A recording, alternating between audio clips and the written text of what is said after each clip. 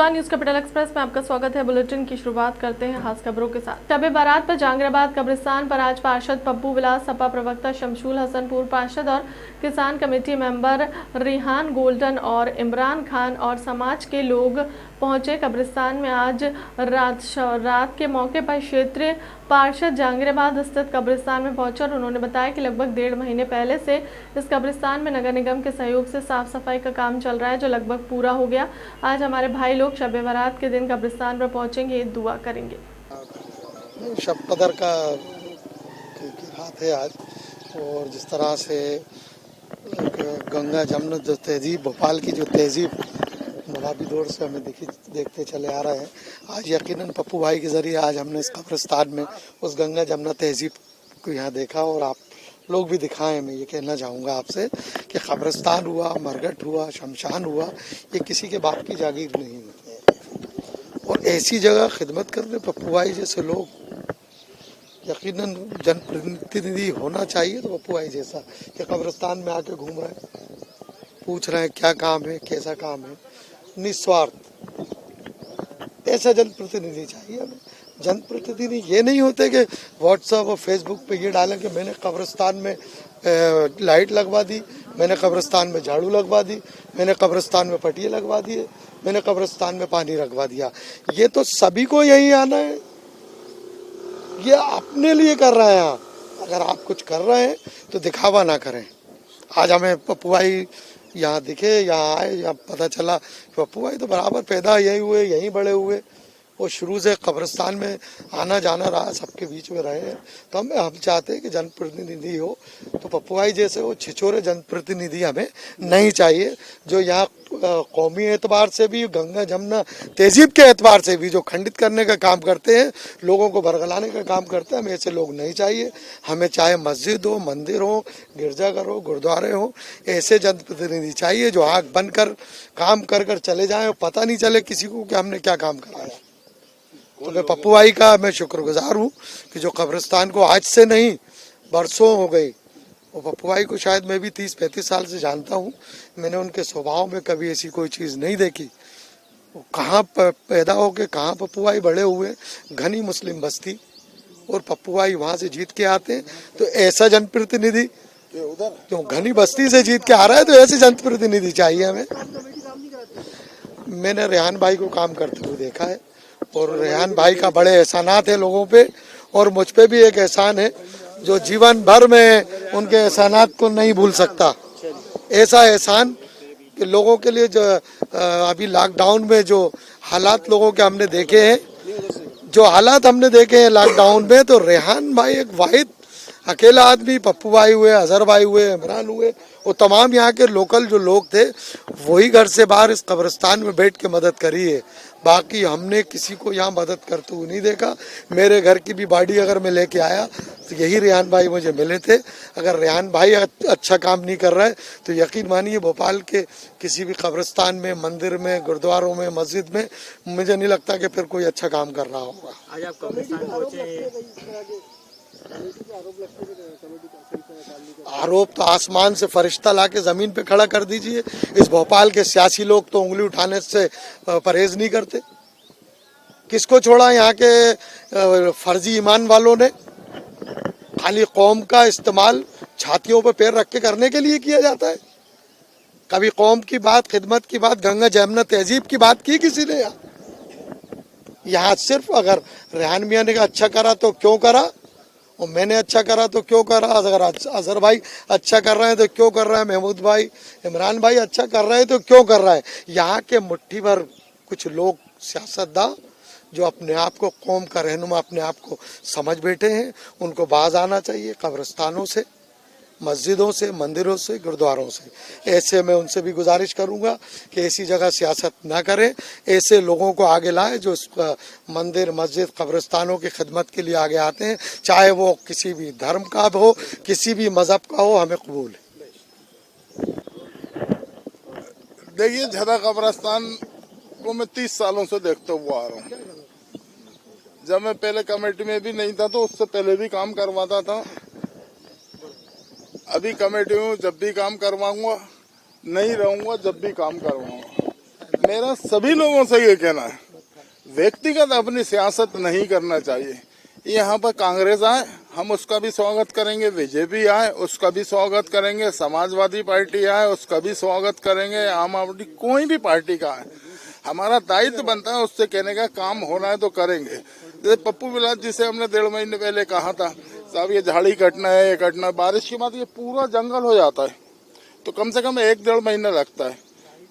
Commissioner से ने बात करी, बात करने के बाद झाड़ी काम कटने का होगा। आज मैं खास तौर से ये बताना चाह रहा हूँ, जो लोग कर रहे हैं उनको खुदा रसूल का वास्ता कर देता हूँ, कब्रिस्तान के अंदर सियासत नहीं करें। आप काम कुछ करना है, आप आइए, मैं भी आपके साथ चल के करूँगा। मैं सभी लोगों का सम्मान करूँगा। ये कब्रिस्तान है, मेरे बाप का कब्रिस्तान नहीं है। मैं एक चौकीदार की हैसियत से हूँ, चौकीदार की हैसियत से बयान दे रहा हूँ। जो भी काम करेगा, किसी भी पार्टी का करेगा, उसको यहाँ कुछ नहीं मिलना है, मरने के बाद मिलेगा। ये सियासत छोड़ें, फोटो खिंचवाना और ये करना, वो जो कहना है साहब पूर्व कमेटी ने करवाया। पूर्व कमेटी में मैं आपको नाम बता दूं, ये न कभी थे न कभी रहेंगे। इलियास भाई थे अध्यक्ष, इरफान भाई थे और शिनू भाई थे, सलीम भाल्ला थे, डॉक्टर जमा थे, ये बेचारे सब लोग मर गए। अब कुछ मालूम हुए नहीं साहब, इस कमेटी ने करवा दिए, जो पुरानी कमेटी के सब मर गए। मुझे फेसबुक की राजनीति कर रहा है कब्रिस्तान को लेकर। देखिए, मैं व्यक्तिगत विशेष किसी का नाम नहीं लूंगा। कोई जिम्मेदार आदमी कहे, कोई पद वाला आदमी में से कहे, तो मैं उसको जवाब देने के लिए तैयार हूँ। ये तो अदना से लोग हैं, किसी का नाम लेने से क्या मतलब, फोटो खिंचवाने का वो खुद अपने आप से डालना है, फलाने क्लब के फलाने क्लब के। ये सारा जमाना जानता है, पूरा शहर जानता है किसका योगदान है, किसने काम किया, वो कौन काम करवा रहा है, सबको मालूम है। वो भी करवाएंगे तो मैं उनका शुक्र गुजार रहूंगा, शुक्रिया अदा करूंगा। फिर बता दूं, मैंने पहले बता दिया था, उनने काम करवाए थे आदरणीय विधायक महोदय। हाईमास लगा था ना 4 लाइटों का, 60-70 हजार रुपए का आता है। 2 हाई मास्क लगवाए थे, वो केबल डलवाया था, उनका बार बार मैं शुक्रिया अदा करूंगा। रोड की बात आई थी, रोड की बात चल रही है, लेकिन कुछ लोगों से मुझे ऐसा महसूस हुआ ये कब्रिस्तान।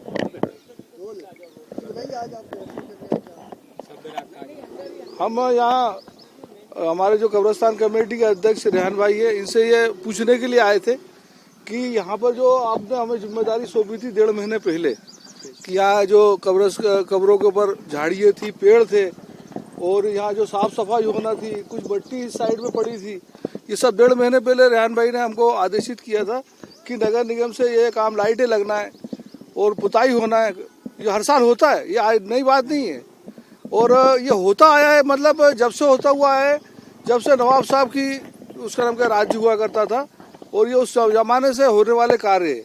और उसके अंदर मैंने करवाया, कोई ऐसा मैंने नहीं करवाया, ये नगर निगम की व्यवस्था है, ये नगर निगम करवाती है। और ये सब जगह करवाती है जहाँ विसर्जन स्थल है, जहाँ मूर्तियों का विसर्जन होता है, खटलापुरा पे, वहाँ पे भी लाइट, साफ सफाई, रंग रोगन करने की व्यवस्था नगर निगम की। और नगर निगम इसके लिए बजट के अंदर प्रावधान भी करता है। कब्रिस्तान हुआ या मरघट हुआ, इसके लिए कि उसके अंदर आने वाले जो साल भर के त्यौहार है, उसके अंदर जो वार्षिक उत्सव मनाए जाने वाले हैं, उसके लिए जैसे आप कल शब कद्र का, शब रात का जो कार्यक्रम है, उसके लिए भी उसका नाम क्या, नगर निगम के पास बजट की व्यवस्था थी। नगर निगम ने ही लाइट की व्यवस्था करी थी।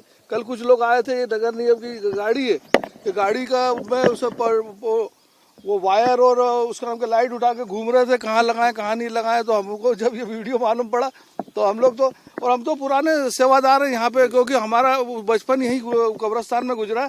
और मैं 94 में पार्षद बना था, तो मेरे एक मित्र है सलमान भाई, उनके दादा की कब्र यहाँ झदे पे थी, जहाँ पे लोग बकरी बांध दिए करते थे। तो उस समय हम गुफरान भाई के पास में गए थे, नगर निगम के पास बजट की व्यवस्था नहीं थी, तो गुफरान भाई ने पैसे दिए। उस समय के तत्कालीन महापौर उमा शंकर गुप्ता जी, उनने पैसे दिए यहाँ की सीमा दीवार बनाने के लिए, और उस समय विधायक थे शैलेन प्रधान, उनने भी पैसे दिए। तो ये लेके शफीक भाई इंजीनियर, जिनको जानते हैं सब लोग, उनके नेतृत्व में यहाँ सीमा दीवार बनाने का कार्य मेरे कार्यकाल में ही संपन्न हुआ। और हम लोग, ये हमारी ड्यूटी है, हम यहाँ पे उसका नाम के सब साथ में रहते, सब साथ में छोटे बड़े हुए। तो इसीलिए आज बल्ली भाई को ही बुलाया था, और सभी हमारे जो स्थानीय अजहर भाई नेता, इनको सबको बुलाया था, इमरान भाई को, कि हम लोग चल के देखें और पूछे। कल कार्यक्रम है और इसके अंदर कोई कमी रह गई हो तो बताएं। हम नगर निगम के चुने हुए जनप्रतिनिधि है और ये कब्रिस्तान हमारे क्षेत्र के अंदर आता, वार्ड क्रमांक 34 में। अगर इसके अंदर कोई आवश्यकता, कोई कमी रह गई हो तो रेहान भाई ने बताया कि अभी काम चल रहा है, वो कल तक जितना काम है दोपहर तक वो बताएंगे तो हम संपन्न करवाएंगे। वो यहाँ नहीं बांध दी जाती है, वो कल वो हम लोग इसी दो उसका नाम क्या, जब ये इसका राउंड करा तो हमें मालूम पड़ा कि छोटा कब्रिस्तान हो रहा है झदे के ऊपर मस्जिद के पास में। हम वहाँ गए तो वहाँ हमने देखा वाकई में एक गाय बंधी हुई थी और वो कब्रिस्तान बदहाल स्थिति में था। किसी ने भाड़ा डाल दिया था, किसी ने कचरा डाल दिया था, किसी ने मलबा डाल दिया था। तो रेहान भाई और हमने उसी समय नगर निगम के जो अधिकारी हमारे साथ थे, हमने दूसरे दिन ही उसका नाम क्या यहाँ पे रॉबर्ट लगा के और जेसीबी लगा के और डंपर लगा के वो पीर साहब वाले कब्रिस्तान का भी हमने दौरा करा था रेहान भाई के साथ। तो PHQ वाला पुलिस पेट्रोल पंप के वहाँ पे तो पीर साहब वाला, तो उसको भी हम लोगों ने जाके देखा, वहाँ भी पुताई रंग रोगन का काम हुआ है। नगर निगम ने करवाया, किसी की इसके अंदर कोई भूमिका नहीं है। नगर निगम धमकी तो कमजोर लोगों का काम है, जिनकी हड्डियों में पानी भरा होता है वो सिर्फ धमकी देते हैं। अकेला घूमता हूँ शहर के अंदर पूरे भोपाल में जी। देखिए पिछले 3 दिन से 4 दिन से एक भ्रम फैलाया जा रहा है और सरकारी संपत्ति का दुरुपयोग किया जा रहा है। जब आप खुद ही एक शासकीय नौकर सरकारी संपत्ति को उठा के कि हमें यहाँ लगाना है, यहाँ लगाना है। जैसे बादशाह खान मूवी थी ना, कि जैसे ही गेटअप चेंज हो जाता था, यहाँ आए और ढूंढ रहे हैं, यानी हर पेड़ पर लाइट लगी है, हर खंबे पे आप उन्हें ढूंढना पड़ रहा है कि हम लगाएं कहाँ, जगह ही नहीं बची, इतना विकास हो गया है। तो विकास तो जो है ना, इन लोग अपने घर के बच्चों का भी नाम विकास रख लें, है ना, छोटा विकास, बड़ा विकास, महिला विकास, क्योंकि विकास इन्हें इतना पसंद है। इन अनभक्तों को कौन समझाए कि नए काम को विकास कहते हैं। एक गड्ढा रोड पर है, उसको भर दिया, उसको विकास कह दिया और जय कारा लगा रहा है। अच्छा, जो लोग जय कारा लगा रहे हैं वो मध्य विधानसभा के है भी नहीं, न उनका जन्म स्थल है यहाँ पे। वो रहते खानू गांव कोई फिजा में और जय कारा करके दे बत्ती चाइना झालर लगा रहे हैं, चाइना के आइटम लगा रहे हैं। कब्रिस्तान के अंदर नगर निगम की एक व्यवस्था है, बरसों से मुख्यालय का एक कोटा होता है, शमशान हो या कब्रिस्तान हो, वो उस कोटे के अंतर्गत होता है। अभी यहाँ पे जो पुताई हो रही है, जो कलई हो रही है, ये भी माननीय जो अध्यक्ष महोदय है कब्रिस्तान कमेटी के, उनकी जानिब से हो रही है। अगर आपने कहीं कोई पैसा लगाया है विधायक राशि से तो आप मुझे बताइए ना, हवाई बात मत करिए। कोई बिल देयक होंगे, कोई एस्टिमेट बना होगा, कोई टेंडर जारी हुआ होगा, आप वो प्रदर्शित करिए। खाली 3 दिन से सिर्फ भ्रम फैलाया जा रहा है, लोगों को गुमराह किया जा रहा है। तो मेरा इस आपके चैनलों के माध्यम से आग्रह है कि लोग भ्रमित ना हो, आए यहाँ पर देखें क्या स्थिति है। बहुत अच्छा काम किया पप्पू भाई ने, बहुत अच्छा काम कर रहे हैं रेहान भाई। अभी भी बहुत सारी व्यवस्थाएं बाकी हैं क्योंकि समय का अभाव था और कब्रिस्तान का क्षेत्रफल बड़ा है, तो यहाँ पर स्थानीय लोग भी अपने अपने जो कब्रें हैं उनको साफ सफाई कर रहे हैं। लेकिन ये जो झूठ और भ्रम है, तो इस तरीके की राजनीति बहुत बुरी है। उनके उस्ताद जो कि जिनके की 4 बत्ती पर उन्होंने कसीदे पढ़े थे, उनकी कब्र का मैंने 1.5 महीने पहले वो डाला था। आज जाकर नगर निगम ने उसकी झाड़ियों की सफाई करी है। उस्ताद की हालत, एक पट्टी अगर खराब हो गई थी तो उन्हें बड़ी तकलीफ हो रही थी कि मैं निकलता था तो मुझे यहाँ तो 2 महीने से वो कब्र की हाल ये हो गया था कि वो कब्र पहचान में नहीं आ रही थी। तो इस तरीके की ओछी और छिचोरी राजनीति से बाहर आए और तरीके से काम करें। ये मध्य विधानसभा, हम यहाँ पैदा हुए हैं, जन्म लिए हुए हैं, यहाँ इस तरीके के झूठ और मक्कारी नहीं चलेगी, क्योंकि हम लोग बैठे हुए हैं और आपकी मक्कारियों को और झूठ को हमेशा उजागर करते रहेंगे, जनता के सामने लाते रहेंगे। भले हमारी जान चली जाए, हमारी खून की आखिरी बूंद भी इस मध्य विधानसभा के काम आएगी। देश भर में रंगों का महापर्व होली और शब बारात उत्सव, उमंग और परंपरा के अनुसार मनाया जाएगा। दोनों समुदाय के पर्व एक ही समय होने के चलते शहर में विशेष तैयारियां की जा रही हैं। भोपाल में 2 साल के लंबे अंतराल के बाद बिना किसी बंदिश के होली का त्यौहार परंपरा के मुताबिक मनाया जाएगा।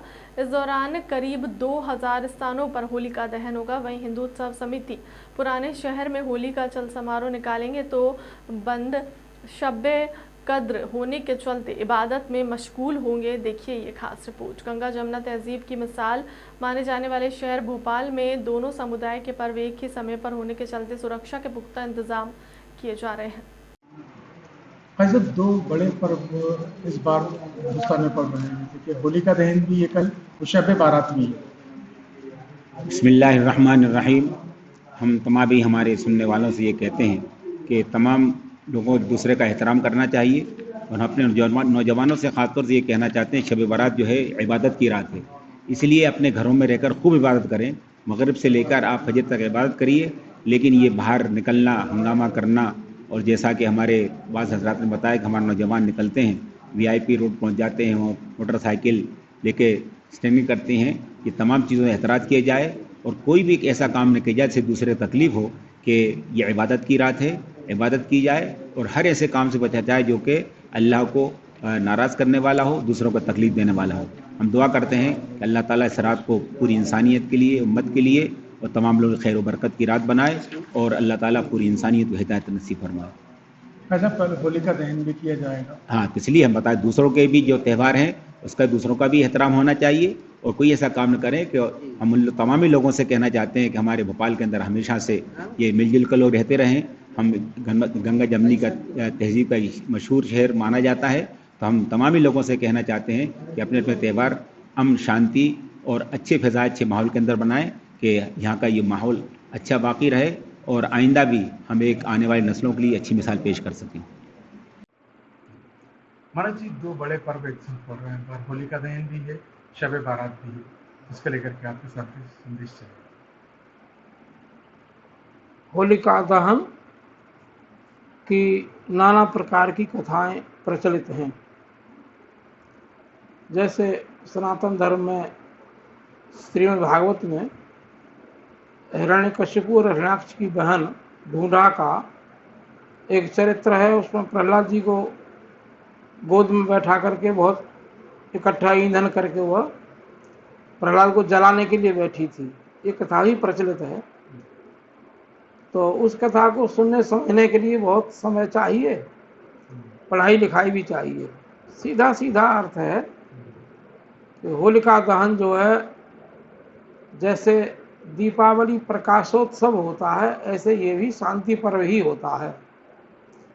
अपने जीवन में जितनी घटनाएं घटी वर्ष भर में, एक साल में, जो भी घटनाएं होली मानी बीत गई, होली का दहन करना चाहिए। जो हो गई हैं घटनाएं बुरी, उनका दहन मानी जला दीजिए और अच्छी घटनाओं के लिए अच्छे प्रकल्प हो, अच्छा संकल्प हो मन में, उसका संकल्प आगे वर्ष के लिए रखना चाहिए। तो होलिका दहन में खूब उपद्रव, रंग इत्यादि डाले जाते हैं, तो उनको उपद्रव नहीं समझना चाहिए। जो हमारे अंदर बुराइयां थी उनका दहन कर दिया, इस खुशी में रंग और गुलाल फेंके जाते हैं। अपने सनातन धर्मावलंबी सभी भक्तों से खूब आग्रह हम लोगों का, धर्माचार्यों का रहता है और आज भी है, वह शांति से सब मिलजुल करके ग्रामवासी, नगरवासी और शहरवासी सब मिल करके पूरे देश में शांति पर्व को शांति से ही मनावें और शांति को हमेशा मौजूद रखें, जिससे जीवन सुखमय हो। शब बारात जो उत्सव है मुसलमानों का, उन्हें भी चाहिए कि शांति पर्व के साथ आया है बहुत दिनों में, तो शांति पर्व के साथ शांति से ही मनना चाहिए। कहीं कोई खटपट नहीं हो, सब में सौहार्द और प्रीति बनी रहे, ये भगवान से कामना है। सर, कल दो बड़े त्यौहार मनाए जाएंगे राजधानी भोपाल में और सारे देश के अंदर, शब बारात और होलिका दहन भी है।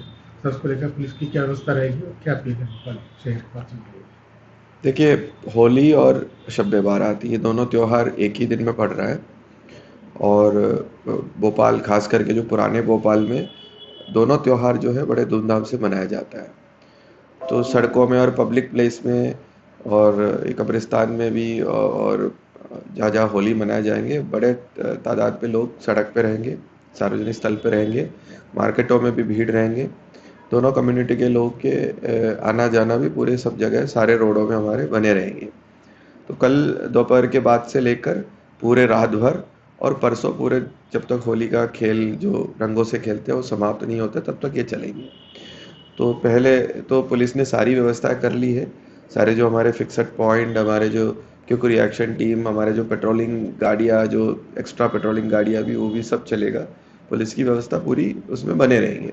साथ में मैं पूरे पब्लिक से भी अभियान एक रिक्वेस्ट करना चाहता हूँ कि इस दिनों में, दोनों दिनों में, कल और परसों, इसको सौहार्दपूर्ण तरीके से मनाया जाए, एक दूसरे के त्यौहार में शामिल हो और खुशियाँ मनाएं और कहीं पे भी कोई भी इशू ना हो जाए। मतलब जन औषधि दिवस पर चिकित्सा शिक्षा मंत्री विश्वास कैलाश सारंग पहुंचे। प्रधानमंत्री भारतीय जन औषधि केंद्र मंत्री सारंग ने जन औषधि केंद्र से खरीदी दवाएं किया डिजिटल पेमेंट। मंत्री सारंग ने जनता से जेनरिक दवाओं के उपयोग और प्रचार प्रसार की अपील की है। पीएम मोदी ने स्वास्थ्य व्यवस्थाओं को सुदृढ़ करने के लिए नवाचार किए हैं। मंत्री सारंग स्वास्थ्य व्यवस्थाएं लोगों को समय पर सस्ते दामों पर मिले, इसके लिए जन औषधि केंद्र बड़ा प्रकल्प है। औषधि केंद्रों में बाजार के मुकाबले 50 से 90% तक कम कीमत में दवाएं उपलब्ध हो रही हैं।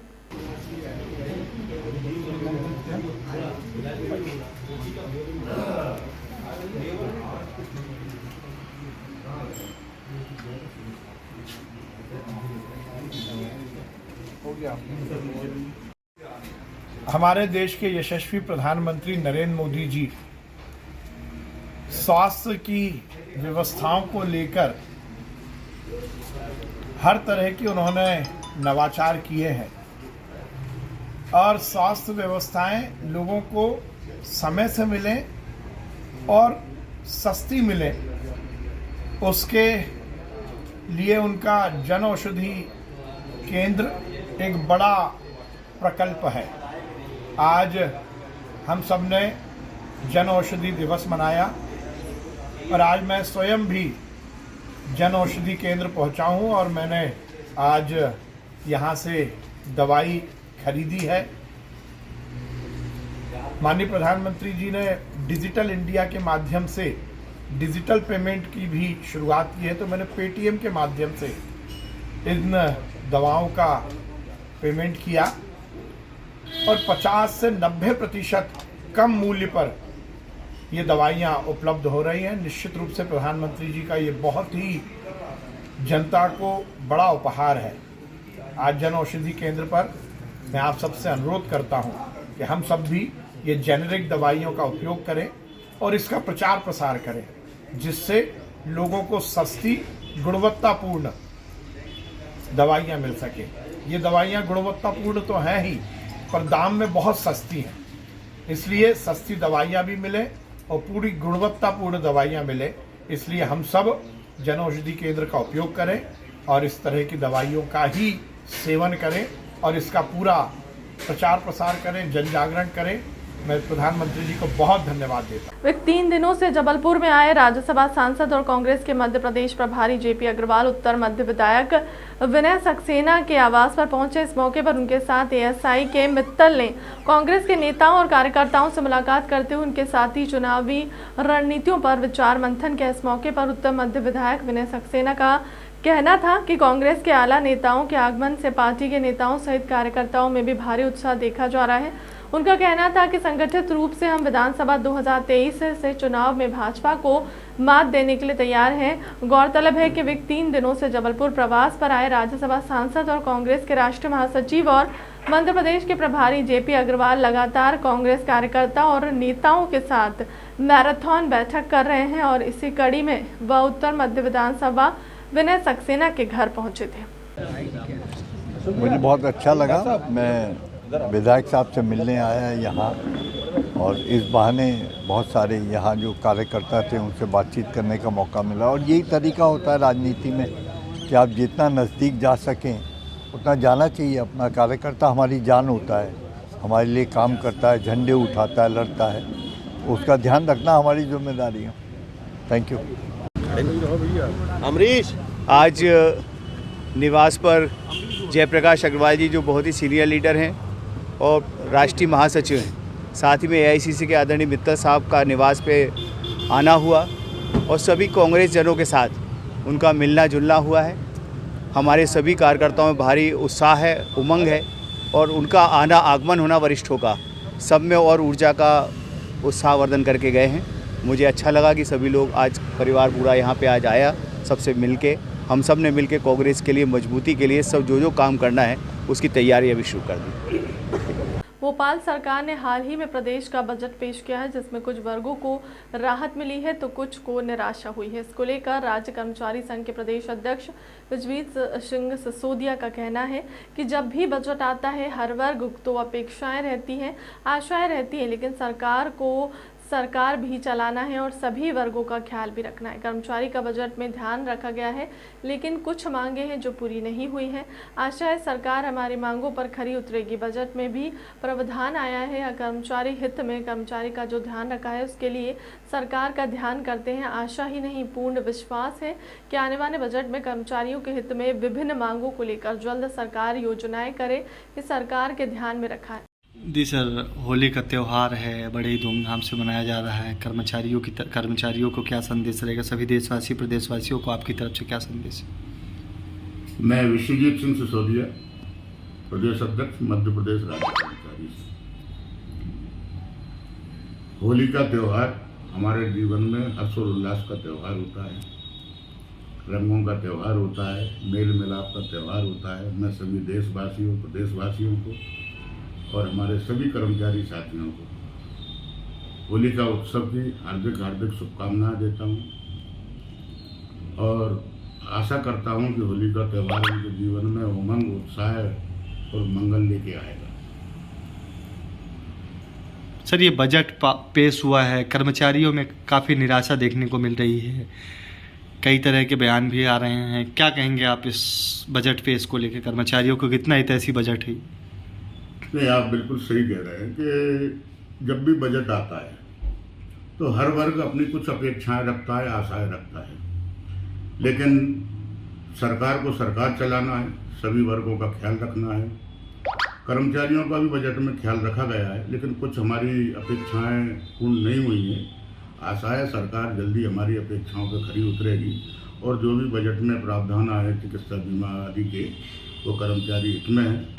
हम कर्मचारी हित में इतना ख्याल रखा, उसके लिए सरकार को धन्यवाद देते हैं और हमें आशा ही नहीं, पूर्ण विश्वास है कि आने वाले अभी मार्च में अप्रैल तक कर्मचारियों की विभिन्न मांगों को लेके जल्दी सरकार घोषणाएं करेगी और कर्मचारी हितों को सरकार हमेशा ध्यान रखती है और आगे भी ध्यान रखेगी। धन्यवाद।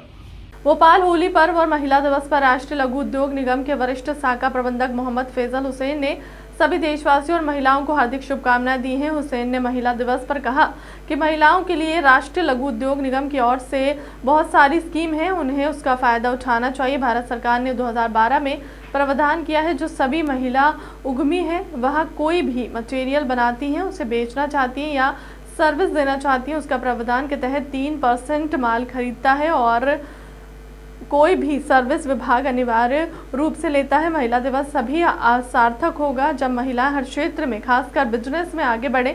महिलाएं उद्योग निगम में आए और रजिस्ट्रेशन कराएं, जो भी योजना से उसका फायदा उठाएं। महिला दिवस भी है और होली का भी त्यौहार है, बड़ी धूमधाम से मनाया जा रहा है, काफी रस देखने को मिल रहा है, क्या संदेश रहेगा आपकी तरफ से? मैं राष्ट्रीय लघु उद्योग निगम NSIC की तरफ से आप सबको होली की बहुत बहुत शुभकामनाएं देता हूँ। इसी के संग कल राष्ट्रीय महिला दिवस है, इस उपलक्ष्य में मैं चाहता हूं कि जो महिला उद्यमी हैं, राष्ट्रीय लघु उद्योग निगम की बहुत सारी स्कीम्स हैं, बहुत सारी योजनाएं, उसका फ़ायदा उठाएं। भारत सरकार ने 2012 में एक परियोजना बनाई थी जिसमें पब्लिक प्रोक्योरमेंट पॉलिसी का एक उन्होंने प्रावधान किया है, जिसमें जो भी महिला उद्यमी हैं, अगर कोई भी अपना प्रोडक्ट या कोई सर्विसेज किसी गवर्नमेंट डिपार्टमेंट को प्रदान करना चाहती हैं या कोई मटेरियल बनाती हैं जिसको बेचना चाहती हैं, उसके अंदर भारत सरकार ने 3% का एक प्रोविज़न बनाया है। इस प्रोविज़न के तहत कोई भी डिपार्टमेंट, जो बाइंग डिपार्टमेंट होगा, उसको 3% तो परचेज प्रोडक्ट, गुड्स या फिर कोई सर्विस वो महिलाओं से, महिला उद्यमियों से ही परचेज़ करना पड़ेगी। तो मैं इस उपलक्ष्य में मेरी तरफ से सबको बहुत बहुत ये कहना चाहता हूँ कि लोग, जो भी महिला उद्यमी हैं, वो राष्ट्रीय लघु उद्योग निगम आएँ, यहाँ पर आके अपना रजिस्ट्रेशन कराएं और जो भी विभिन्न योजनाएं राष्ट्रीय लघु उद्योग निगम की, उसका फ़ायदा उठाएं। सर, गृहिणी महिलाओं के लिए क्या संदेश रहेगा आपकी तरफ से? देखिए, गृहिणी महिलाओं के लिए देखिए, अपने यहाँ उद्यमिता जो है, अपने भारत में हर गृहिणी भी एक तरह से उद्यमी ही है। अगर जैसे कुछ छोटे छोटे उद्योग होते हैं, पापड़ उद्योग, जैसे बहुत सारी गृहिणियाँ होती हैं, कुछ नमकीन बना रही हैं, तो वो भी गृहिणियाँ राष्ट्रीय लघु उद्योग निगम में आके रजिस्ट्रेशन करा के, कुछ प्रदर्शनियाँ लगती हैं भारत में, कहीं भी लगती है, उसमें वो लोग जाके पार्टिसिपेट कर सकती हैं, जिसमें राष्ट्रीय लघु उद्योग निगम काफ़ी सब्सिडी प्रदान करता है। और ख़ासकर वो उद्यमी जो SC और ST के उसमें आती हैं तो उनको तो बिल्कुल फ्री ऑफ कॉस्ट ही है, तो जो भी उद्यमी है उनको इसमें फ़ायदा मिलेगा। धन्यवाद सर। छतरपुर के सिविल लाइन थाना पुलिस की टीम ने मुखबिर सूचना पर थाना सिविल लाइन क्षेत्र के पुलिस लाइन के पास 2 व्यक्ति को रंगे हाथों अपने मोबाइल फ़ोन पर ऑनलाइन IPL विन व खेल राजा एप्लीकेशन चलाकर ऑनलाइन सट्टा खिलाकर रुपए पैसों का हार जीत का दाव लगाकर अवैध लाभ कमाते हुए पकड़े गए आरोपी कृष्णकांत गुप्ता पिता किशून प्रसाद गुप्ता उम्र 22 निवासी चौरसिया मोहल्ला लवकुश नगर थाना लवकुश नगर जिला छतरपुर हाल निवासी सेफरान मैरिज गार्डन के पीछे थाना कोतवाली जिला छतरपुर मध्य प्रदेश। 2 मोहम्मद माजिद पिता रमज़ान खान उम्र 24 साल निवासी बनाफर मोहल्ला थाना लवकुश नगर छतरपुर हाल निवासी सेफरान मैरिज गार्डन के पीछे थाना कोतवाली जिला छतरपुर मध्य प्रदेश का होना बताया। थाना सिविल लाइन अंतर्गत 2 लड़कों को थाना सिविल लाइन में पकड़ा गया है, जिसमें ये ऑनलाइन जुआ खेलते हुए पकड़े गए हैं। ये 2 एप्लीकेशन है जिनके द्वारा ये सट्टा खेल रहे थे और इसमें इनके द्वारा विभिन्न प्रकार की आईडियाँ यूज़ की गई हैं और इनसे लगभग 20 मोबाइल और पासबुक जब्त की गई है। लगभग लेन देन भी मिला है, सामग्री भी कौन सी जब्त की है? इसमें मोबाइल, पासबुक, कैश तो इनके पास अभी कोई मिला नहीं। इसमें इनकी जानकारी दी जा रही है और अपराध विवेचना की जा रही है। लेन देन अभी इसमें कोई कैश नहीं आया है। इसमें इनके जो अकाउंट्स हैं, अकाउंट से ही पता चल पाएगा कि इसमें कितने का लेन देन हुआ है। जी, ये थाना सिविल लाइन में पुलिस लाइन के पास जो एक मैरिज गार्डन उसके पीछे इनका रह के ये जुआ खेल रहे थे। इसमें विवेचना की जा रही है। इसमें जो भी अग्रिम एविडेंस आते हैं उसके आधार पर फिर गिरफ्तारी की जाएगी। लाख या कितने हजार रुपए का ये आंका जा सकता है? अभी इसमें जानकारी हासिल की जा रही है इनके अकाउंट नंबर्स के थ्रू और उसके बाद ही फिर इसमें बता पाएंगे। पासबुक मिली है वो कहाँ की है, इनकी लोकल की है कि बाहर की? इसकी जानकारी एकत्र की जा रही है।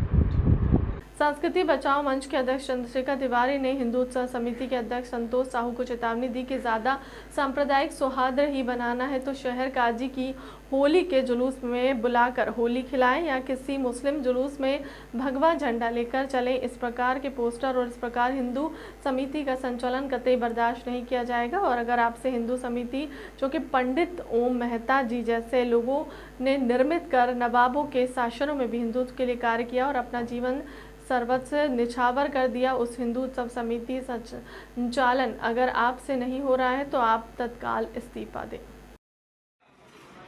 हिंदू उत्सव समिति के अध्यक्ष संतोष साहू जी से संस्कृति बचाओ मंच ने यह वार्तालाप किया कि आपने जो पोस्टर जारी किया है उसमें आपने चांद सितारा और क्रॉस का निशान भी लगाया है।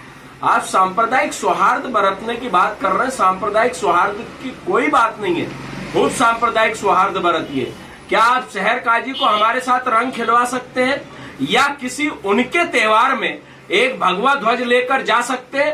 नहीं जा सकते।